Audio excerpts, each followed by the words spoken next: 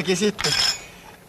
Ja jos maanviljelijä Turhapuro ojentaisi kuppinsa tänne.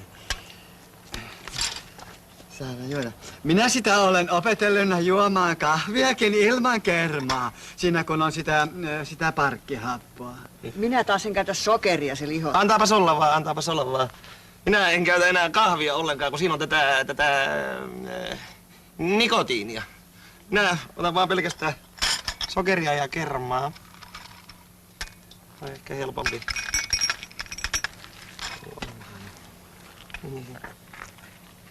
Juh. No siinä sitä meni kermaa.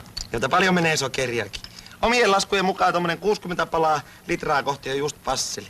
Mutta hitaasta on hämmentää.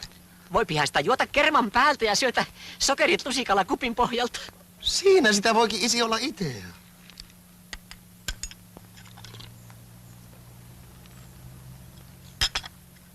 Joo. Ei tää hassumpi näinkään oo.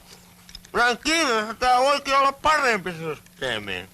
On tässä sentään yksi lohtu. Että mikä? No se, että teillä on kiire. Niin, me tultiin oikeastaan kertomaan, että Uno on lähtössä tonne suureen maailmaan, tonne Helsinkiin, sitä onnea koittamaan. Jaa. Juu. No minnekä se aikoo Uno Helsingissä mennä? Naimisiin. Joo.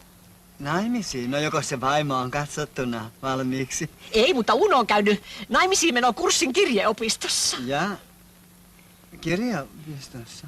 Semmoisen kirjekurssin, jossa neuvotaan, miten pääsee halvalla hyviin naimisiin. Juu. Minulla on täällä kapsakissa semmoiset kurssipaperit, joita minä niin junassa voin vielä kerran kertauksen vuoksi vilkaista. Ja sitten ei muuta kuin Helsinkiin ja rikkaisiin naimisiin. Niin kauniin kanssa tietysti täytyy sitä sitten joku tolkku olla pärstässäkin. Tuommoinen mies ei ikinä saa rikasta ja kaunista vaimoa. Lyötäänkö vetoa? Lyötään. No niin, sitten ei muuta kuin lähtemään tästä naimisiin menemään. Näkemiin. Näkemiin.